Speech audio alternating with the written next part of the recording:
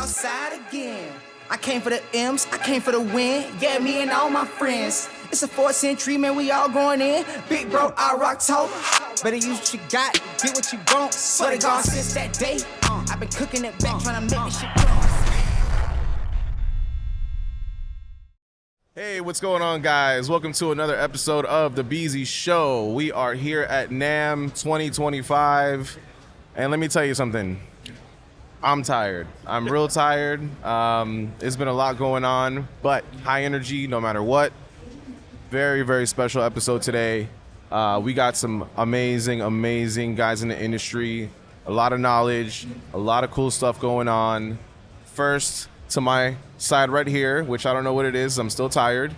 We have the amazing Andrew Southworth. Thank you so much for being here. Yeah, heck yeah. Thanks for having me. Musician, music marketer, anything music. This guy's your guy.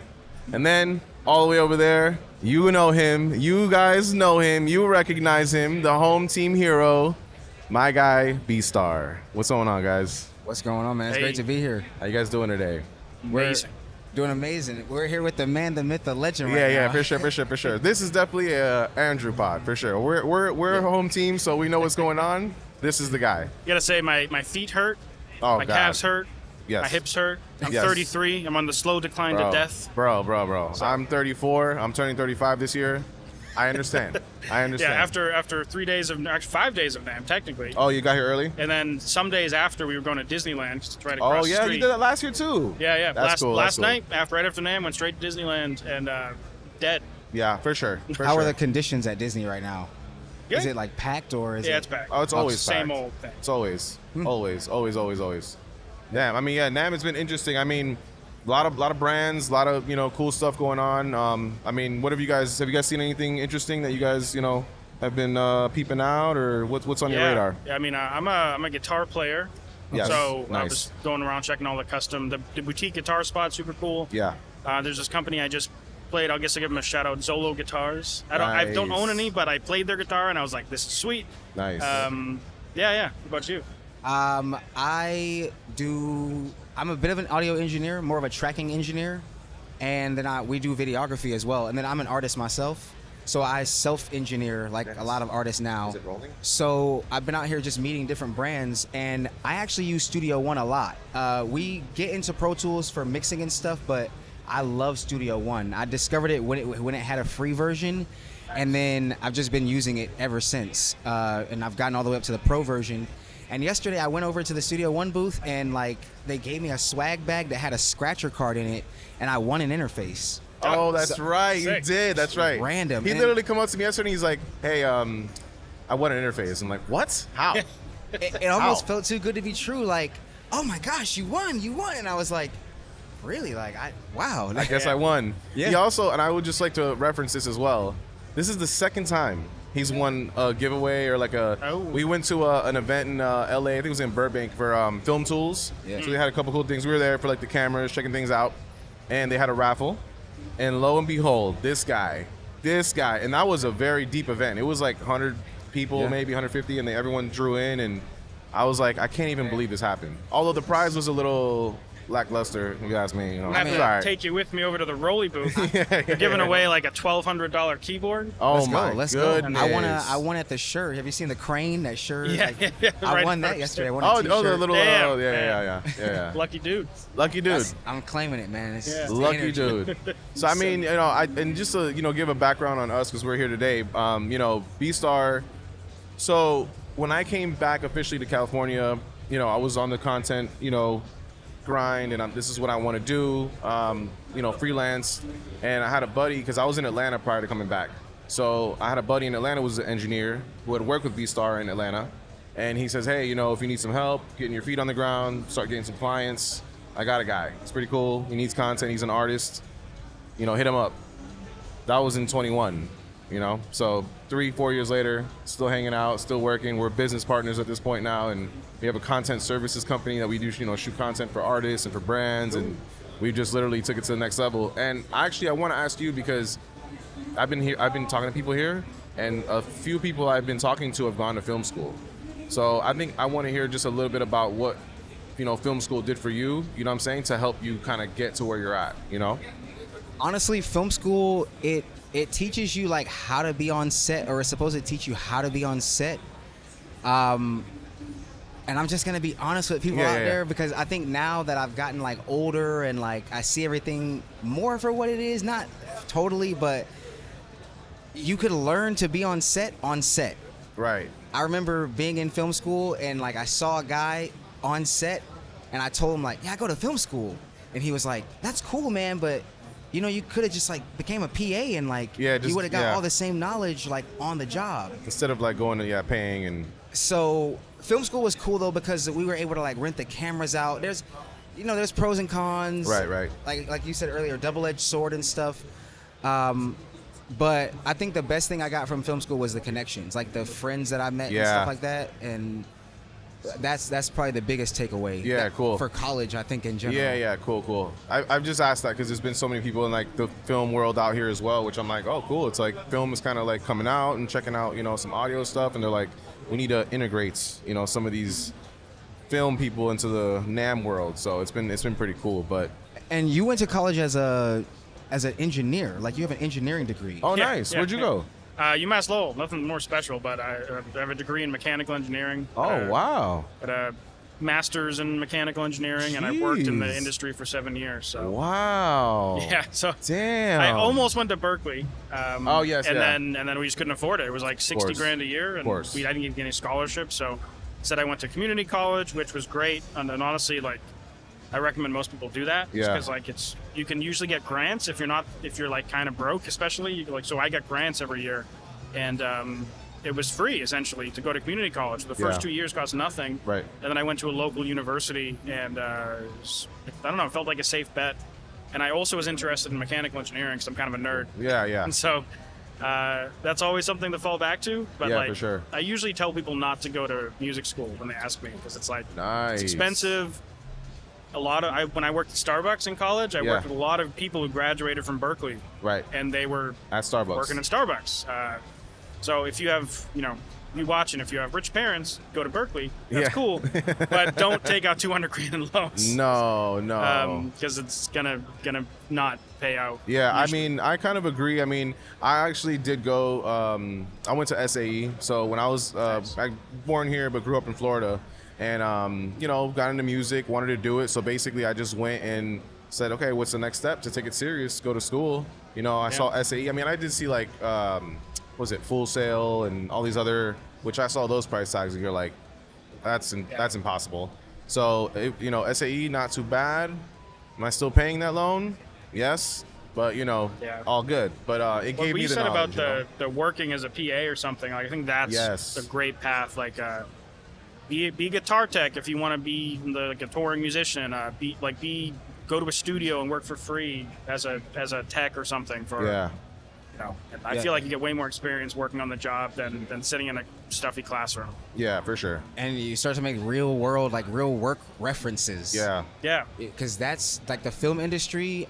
I met a guy who said like literally he had a guy bring him on set one day. He did a good job working hard, and then like someone else wanted him back, and then someone else wanted him back, and, and that's how he's been working ever since. It's just references and calls. There's no schedule that comes out weekly for this line of work, like you said. So these Berkeley kids, these USC film school kids, end up at Starbucks or some type of job because they don't have a degree for the other type of work, like the office work. Right. So. With that being said, now let's get into a music marketing question. Let's get in there. I'm going to hit you with a deep one off of that then. Do you think that the music industry right now is built on selling a dream? Ooh. Like college. There's a lot of that. For college, I mean... Like film school. Film school and SAEs and Full Sails. Like, Lady Gaga went here. Acting schools. Great marketing. Do you think that the music industry is moving toward dangling artists in front of you that they make you think that you could attain this level of success one day? Yeah. No, I mean, for sure. And not just the colleges, too. There's a lot of, you guys probably get these ads, too, all the time. That's like, you want to be the next big whatever, hire a service and do this thing, buy our course and do this thing. Yeah. And it's, colleges do it, too. They're selling a service just like anyone else, so they're trying to give you, like, the best case scenario. problem is the worst case scenario is you leave $200K in debt. So with college it's a lot, but it's the same thing, and like even the space I operate in with courses and services and stuff, there's a lot of predatory businesses out there. Yeah, for sure. It's hard to find the real ones, and then they make people like me look bad because someone goes and uses one of those, and they like, oh, I'm not famous after spending $300, and like that never would have happened to begin with. You can't just spend like a couple $100 and like now you're the next whoever you want to be, right? And there's a lot of false expectations out there, like when it comes to musicians and obviously actors and stuff too. You have big goals, you want to be famous or whatever, and the reality is most people won't. Most people will fail, but for a lot of the people that are determined, eventually they'll make some success. The success might just not look like what they had in mind. Like, let's say you want to be a famous artist, you want to be on stage touring, but then eventually along the way you find out you really love being in a studio, and so you end up like opening your own studio, or maybe you're getting to sync licensing, or maybe you're I know a guy who's a guitar tech for a major label rock metal band, and like he's pretty, like he still wants to be an artist, but he's pretty happy. He's making pretty good money. He makes a living in the music industry, and that's like I think you can always shoot for the stars and land on the moon or whatever the saying is, but success isn't necessarily only being Taylor Swift. Yes, I think that's huge because like everyone has it's managing expectations, and I know that I guess from one perspective you say that and someone's like, well, you're limiting me from being my best self, but it's also like there's also reality, there's also things that people don't know that happen in the industry that like they don't talk about, that it's kind of not great to talk about, that's maybe borderline shady stuff, you know what I mean? Just being there and just knowing that it's not. They're just selling you a bit of a dream sometimes, especially this predatory stuff. I've been seeing that all on my timeline. This, and I'm gonna be a content service creator. I'll get the reels and all that, and we'll get a package. And it's like, I don't think these people are very genuine, just even in their approach. So, and because of those people, like the legit ones get accused of being like those people, and so it just makes it the whole space harder to be like a legit person. For sure. I'm sure you see the same thing in the content. For sure. As a legit person, eventually what I see, because even like we even work in like podcasting space where we have clients that are shooting for like, one day I want to have my own talk show, and they've met so many people and janky YouTube marketers that have given them false numbers and stuff that eventually they get to the burnout point. Sometimes you take on a client when like you're their last straw. Like if you don't make it happen, if we don't go viral, it's like, that's it. Like I've given it all I had, like monetarily, like, so I run into a lot of clients like that too, that have, they've exhausted everything, trying to chase this dream, and now they're here with me and they're hoping like, maybe you can turn it around, and it's like, no, it's really it's you. Like, like you said, how determined you are. I think that musically, as an artist myself, I just want to get my music to the point where it takes care of itself, and then to push it to the point where it takes care of me. Because right now, artists, like, you pay for marketing, you pay for everything. So, okay, throughout this thing, I guess set up a roadmap for us to get there then, where you're not like shelling out so much money and it doesn't look like just this vacuum where now it's like, okay, the music is actually bringing something back in. And you can be honest, like if Spotify is not the route to take for that, then let us know. But so it's, as you might imagine, the answer is it depends. But I'll give a couple examples. Obviously we know streaming doesn't pay very well a lot of the times, but if you don't have fans, you don't have a tour. You can't bring people to shows. You can't sell merch. You can't have a Patreon. You can't really have a channel. So Spotify is like, a lot of times when people talk about promoting streaming services, they're not really talking about like, I want to have streaming be my only traffic source, income source. It's like the top of the funnel, finding your fans, and it's just the easy way. It's an easy platform to send people to, because almost everyone has a streaming service. Spotify is a free plan, so almost even if someone has Apple Music, they have Spotify. And so that's the first kind of caveat, is like, even if you're promoting your Spotify, it's not like you're just focused on streaming, because the reality is it's really good to have an email list and a website and be a touring musician and have a Patreon and all that stuff. So in terms of timeline, it varies a lot. Like I meet people when they first start, we're trying to promote their artistry. They do everything for free. That's at first. They focus on social media, making a content strategy and posting as much as humanly possible and all the socials and all that. And it's a lot of work. And then eventually they kind of build up enough momentum and build enough of a fan base where they kind of feel like, I know what direction my music's going in.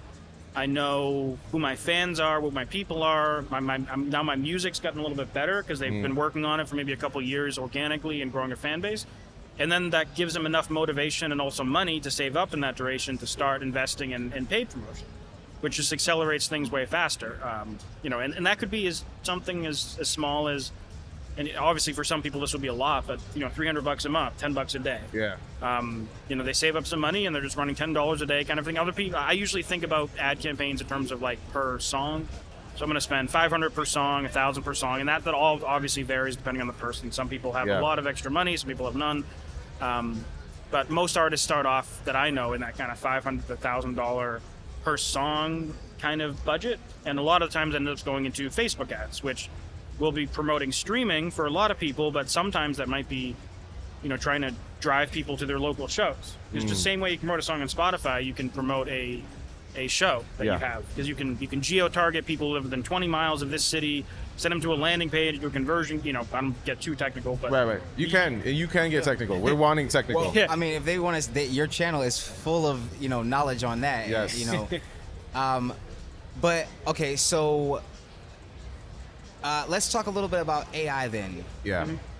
You talked about $300 a month. Okay, so that's your starter number. Yeah. You feel like is $300 a month. Yeah. Okay, what if?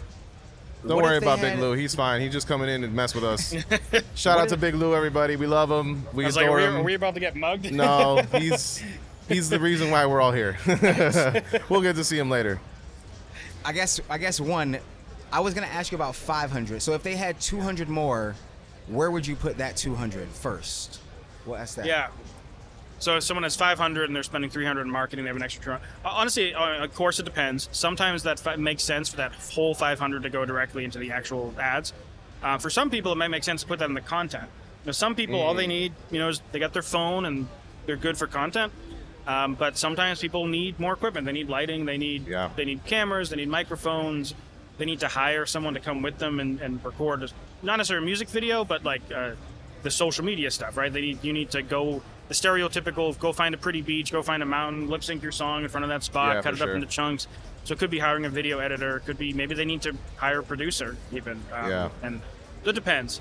A lot of people I know, essentially 100% of their paid budget is going directly into ads, which is kind of the ideal scenario, because then if you can do all the content production for free, then 100% of the money you're spending can go to marketing.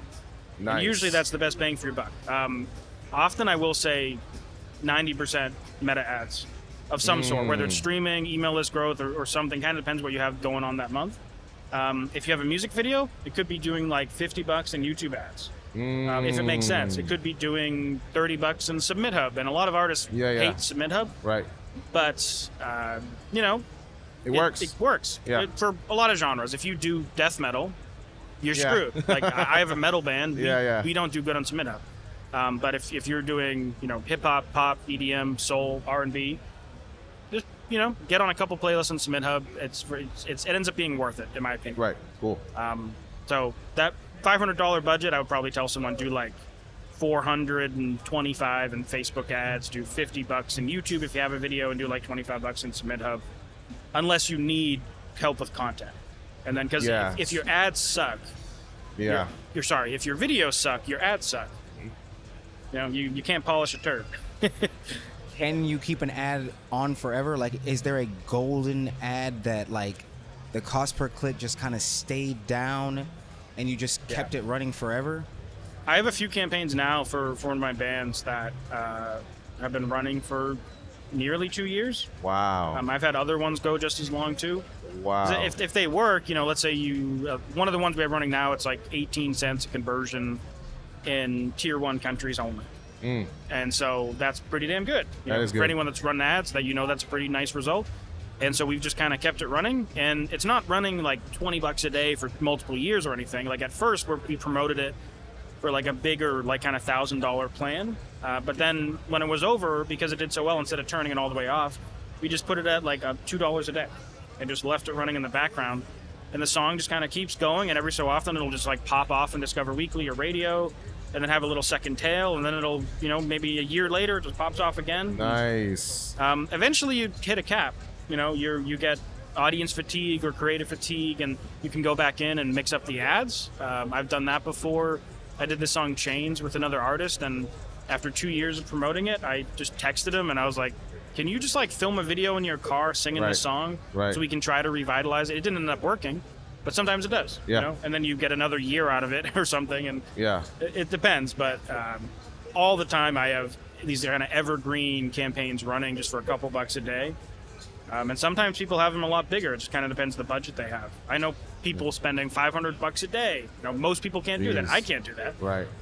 But if you make a ton of money and your music's good, and maybe you have other mechanisms, like you're doing good in sync, and so you're kind of using other income sources from the music career to feed that beast, or it's propelling like you're touring, and then it makes sense. But yeah. Does that initial push in the beginning when you spend it was a bigger amount? Does that give it? Is that a factor in how it played out, like it being long term? There's definitely some angle to that. There's this other creator in this kind of music marketing influencery space, or whatever the hell I am. Jend, you might have heard of him. Okay. I had him on my channel as well. Nice. His real name's Nico, but he goes by Independent Jend, and his strategy is a lot more aggressive than mine. Like, I will launch a campaign $35 to $50 a day if it's kind of like a reasonably big budget, and I might scale it up along the way. But he'll start campaigns at like $200 a day or $500 a day. So we have a little bit of a different approach. We both run ads the same way. He just gets way more aggressive in day one, and he believes that helps with the lifespan of the song a lot more. Get out of there, bro. Sorry. So, and it's hard to know what I mean. The proof's in the pudding to a degree. He has over 3 million monthly listeners. Wow. So I think there's something to it. But he's also in this like EDM house music niche that I think lends itself really, really well to algorithmic playlists and radio. So I think there's some element of him being right. And I've seen that too. You pop off a song, get a nice leg in the first month. They can have a tail that lasts a really long time. Yeah. But what I don't like is if you're wrong about the song, you might burn $2,000 in a couple days just to find out you're wrong. And to me, when I give that advice, I'm thinking like, I have a couple thousand, thousands of people watching this video, reading my blogs or whatever. If I give this advice, then I have thousands of people burning cash at that rate. Sure. They're pissed at you. And then they're pissed at me. So I try to be a little more conservative. You get it. I mean, you should put a video out, at least one video, just be like, look, watch at your own risk. Yeah. This is the aggressive method. You just go in on that, Some people become very passionate about a song, and in their mind, that's the one. Right. And I've learned as an artist over time now, it's like you have to let the people decide which one is the one, just wholeheartedly, There's songs that I treat like that. Like, I did this case study in the song Rain by Oscar Medkay, my channel, actually a couple times. We started off it being like a $2,000 to $3,000 campaign. And we were running it at $35, $50 or something.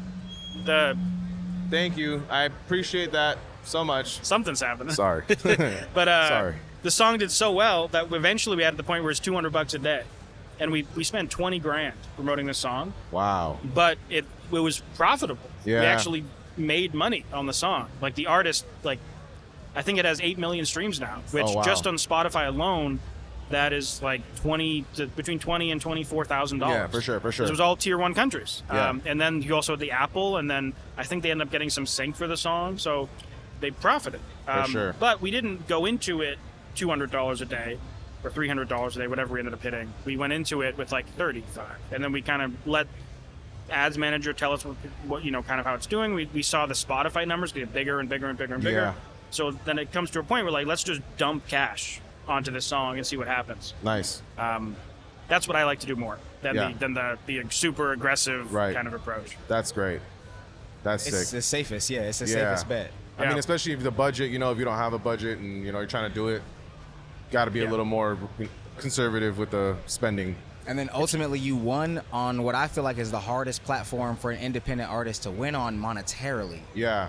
So to profit in the long term is like, that was a successful ad campaign. For sure. Yeah. For sure. It landed him a lot of other opportunities too. So, sorry, I have 2 directions I could take this in my mind, but real quick, I'm just gonna step, because there's only one question in the AI space that I have, and I know you have a lot of friends and stuff, so I guess I'm just wondering, for an artist that doesn't have a lot of time, for the ones that work the 9 to 5s or they have a family or whatever, but they're still passionate, what is the best AI tool, or do you not recommend any of them per se, or what's your feeling on, like, there's so many ads I get now with these different like AI music campaigns. We'll launch it for you. We'll manage it for you. Oh, so you're talking about the automated ad tools. Yes. Yeah. So there's Hyped It, there's Smart Noise, and there's another one, Symphony OS. Symphony another OS, one. yeah. There's there was Tone Den back in the day as well. I tried Tone Den. It was Tone Den was cool.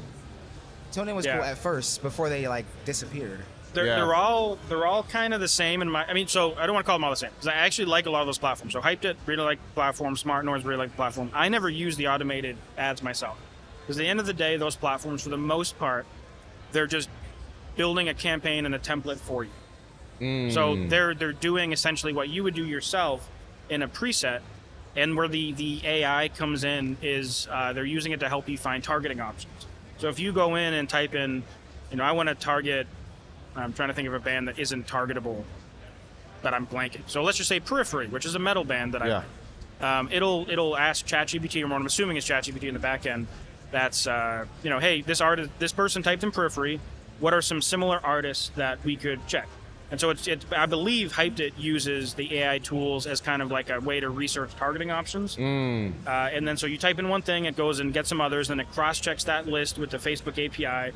So it sees what's targetable, what's not, and then maybe some back and forth. They're like, oh, we don't have enough, let's add more in. I have seen it get it wrong, where someone types in an artist and it plops in like a sweater company or like a manufacturer. Like it gets it wrong, because the AI gets stuff wrong. Yeah, it's not 100%. So I don't use the AI tools myself, because for the most part, they're just time saving.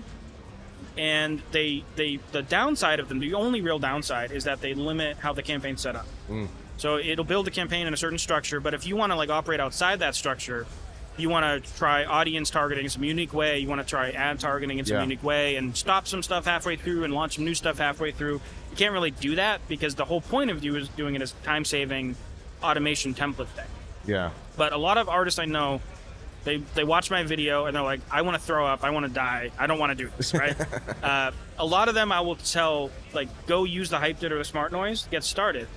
Because once you learn how to do the ads yourself, you can still use those platforms as landing pages. You don't have to use the automated. So a lot of artists will start with them, get their feet wet, kind of get familiar with the whole ad thing and the money thing and the landing page thing and the pixel thing, and then switch to learning how to do it themselves.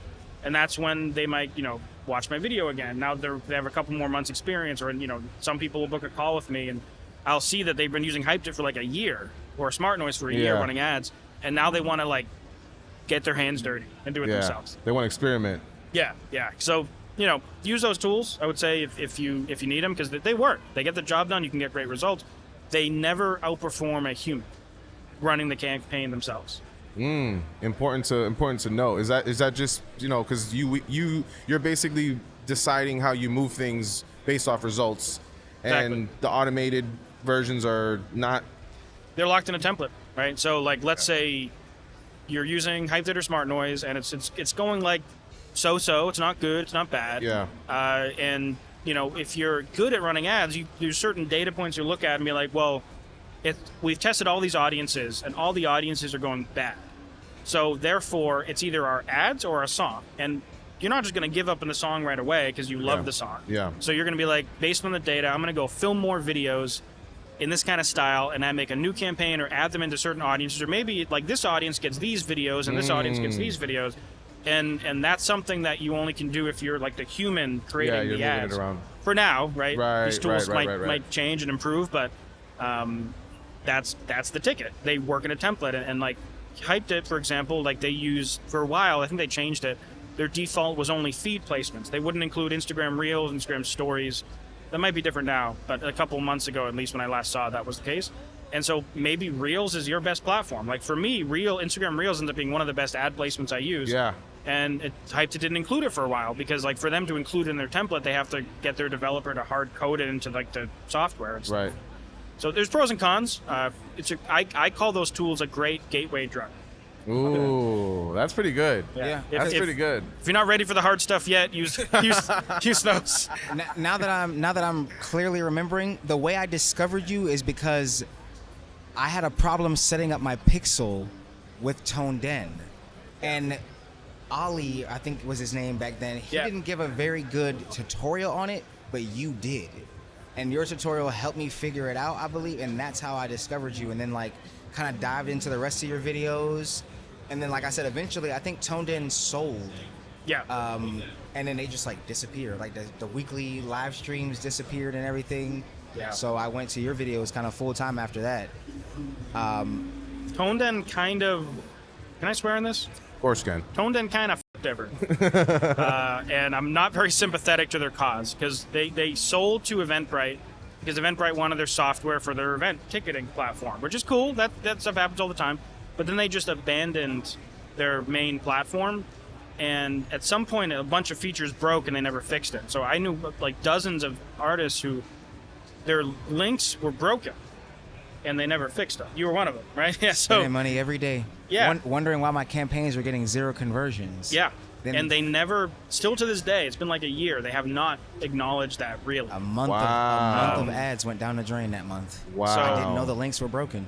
You know, I don't really blame anyone specifically. Right. It's just kind of like company gets acquired and stuff falls through the cracks because now Ollie thinks it's part of Eventbrite, so he's got his own job working on that stuff. So it's not his baby anymore to keep maintained. And unfortunately, the company just didn't prioritize it, and a lot of artists get screwed over. And so I don't use them anymore. Right? Wow. That's insane that they could just, move and just leave. I mean, again, it happens, but it's unfortunate, especially when people have given the service so much, love, and then they just see ya. Yeah. It's just how it goes. I know. I was pissed. So we have another artist client. He's an emerging country artist, actually. And he's at this space now, and I feel like I know a few artists like this, where you get very popular on TikTok.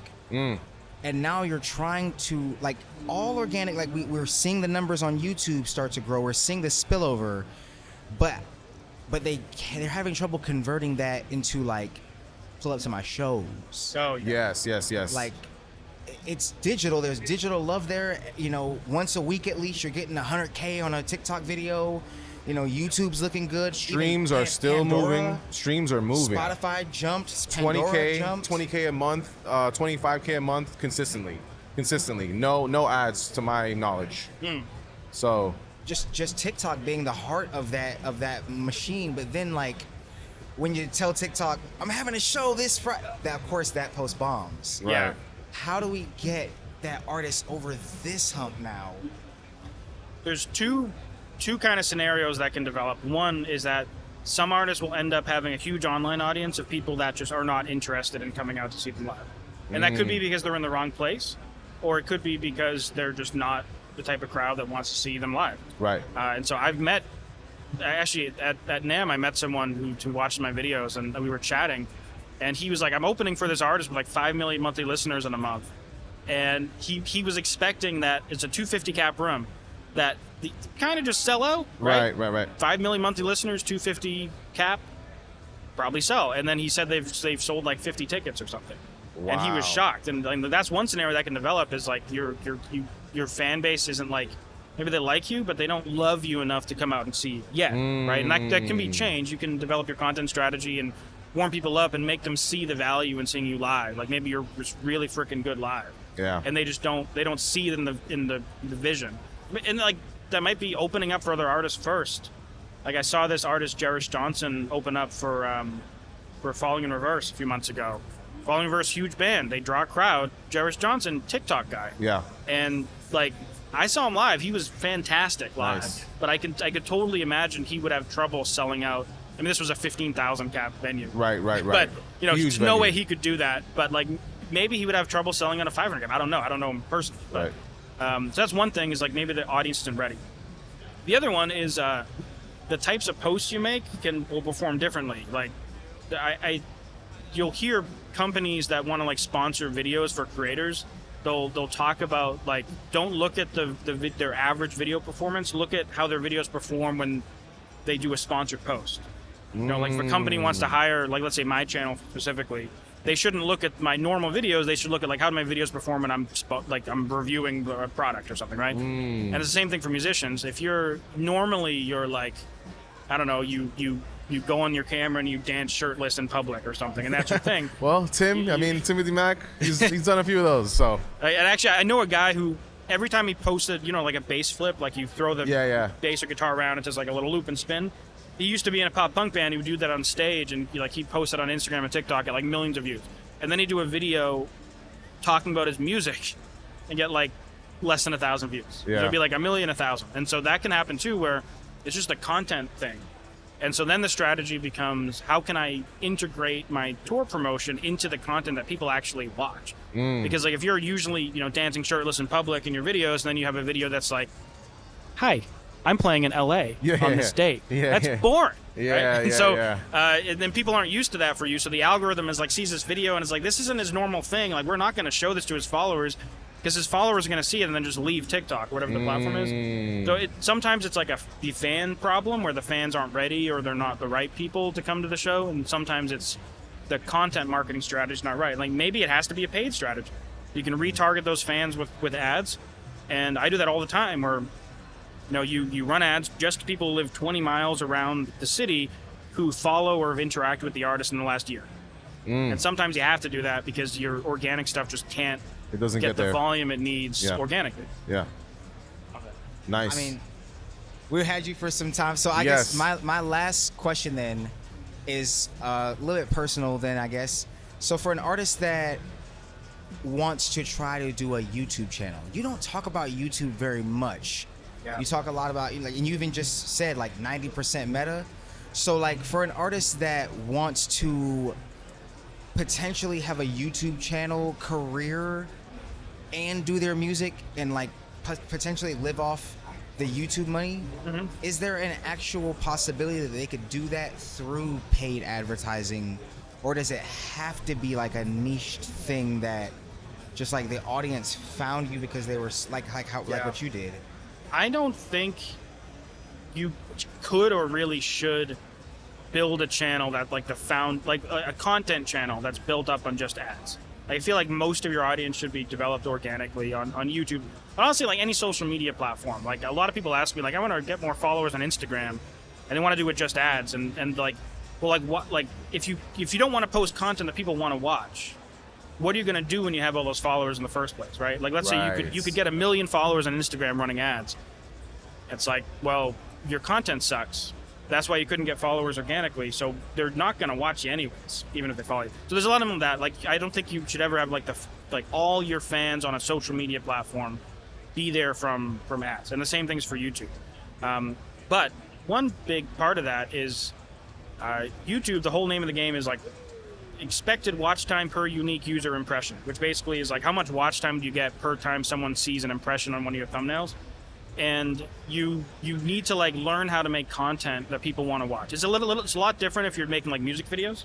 Because music videos, you can't make a really cool title and a really cool thumbnail. You're kind of locked in with what you have to title everything. Right. But if you're doing a content thing, like let's say you want to be like one of those beat tutorial channels, or you want to be like an Andrew Wong doing crazy music experiments, or like a Venus Theory who was here the other day doing like cinematic music sound design stuff and like talks about life and music and all that. Like, you think about what content type you want to be, and really hone that craft of really, really good of, I want to draw people in with a thumbnail and title that's really compelling. I want to hook them in that first 5 to 10 seconds of the video, and I want to get as many of those people that watch as possible to watch all the way to the end. And if you can't do that, it doesn't really matter what your ad strategy is, because people aren't going to hang around. Right. So I guess the other part of your question was, like, how can I build... not just build like a channel on YouTube, but build like a sustainable kind of business around YouTube. And you're not really going to do that just by uploading music videos. Like if you're just trying to be an artist, like that's what you'll do. But if you want to be a creator, you have to be careful that you don't pigeonhole yourself in the wrong space. Like let's say you mirror in a metal band and your videos are all guitar tutorials. You're going to have an audience of all guitarists. Yes. And which happened to me, spoiler alert, like originally my YouTube channel was me promoting my music. And I was kind of like teaching guitar tutorials and screaming lessons, promoting my music. And then eventually I was like, okay, most of the people following me, like they don't give a shit about my music. They're here to learn from me. And that's when I started treating like my channel separate from my music, because like my channel, and I, you know, obviously I changed niches and the music promotion stuff, kind of found my own journey with that. But you can't, a lot of artists will accidentally get the wrong audience. And I've met people with 10 million TikTok followers who, when they do a cover, because that's what they're known for, they get millions of views, and then they do a original song and they get less than 1,000 views, something dramatic like that.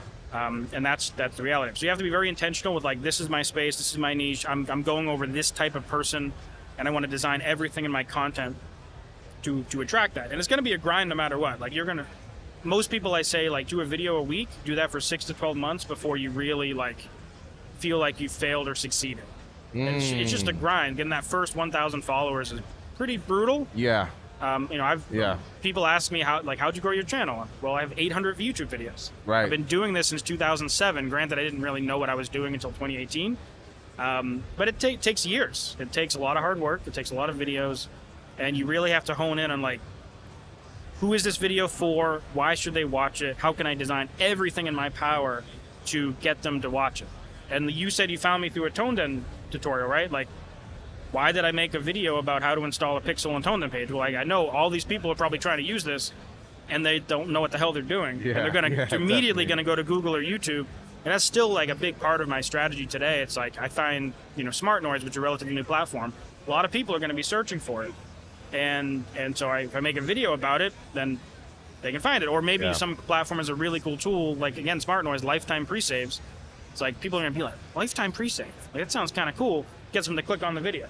So you're almost doing what the gamers do when they try to get the game first and be the first review up there. So when people Google the game, they know you. There's your video. Every video has a different strategy. Sometimes it's like 100,000 streams in 3 months, and they have a video of me being like, you know, pointing at a thing, right? And that's a different strategy video than like me reviewing a software tool. But every video has like a very specific strategy. Sometimes it's like I'm trying to win the search game where people are searching for this thing. Sometimes I'm trying to win the algorithmic discovery thing. Cool. Okay, my bad. Last one then. Quick, we got about 8 minutes. Okay, for the next one. This is one word answer.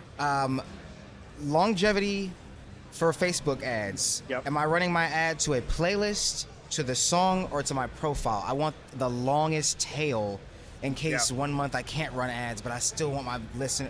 What's gonna give me the longest tail? Song. So song / directly to a track in Spotify, unless you're an instrumental artist, then playlist. So if you're like any vocal-driven thing, go directly to the track. Well, from a landing page to the track. And if you're instrumental, go from the landing page to a playlist. Got it. Okay. Beautiful. Yeah. I think we sealed the deal today. Awesome. Dude. Sweet. For the second time on the Beezy Show, Andrew Southworth. Thank you so much for being here, dude. I appreciate your time so much. Thank you so much. Bstar, you're the man. We're going to see each other later. We got a bunch of things we got going on. Guys, if you haven't yet, subscribe, like, comment. You already know what it is. Beezy Show. We got a few other episodes for NAMM as well. So get yourself some cloud gear. Oh, exactly. Cloud. Shout out to Cloud Microphones. Thank you guys so much for giving us a space to talk and just be here and let the creatives do what we do, you know, and give some gems to the people. So until the next one, guys. Peace out. Sweet. Nice. That was fun.